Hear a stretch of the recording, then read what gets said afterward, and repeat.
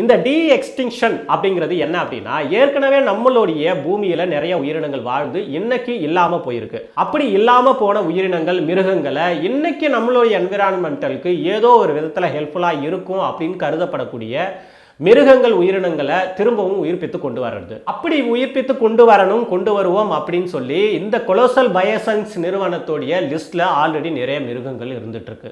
இந்த லிஸ்ட்ல அதிகபட்சமாக எல்லாருடைய கவனத்தை ஈர்த்து இந்த உயிர் திரும்பவும் எப்படி கொண்டு வருவாங்க, எப்போ பூமிக்கு திரும்ப வரும் அப்படின்னு சொல்லி ஒரு மிகப்பெரிய எதிர்பார்ப்பை உண்டு பண்ணிக்கிட்டு இருக்கிற ஒரு மிருகம்னு பார்க்கும்போது உல்லி மமத்.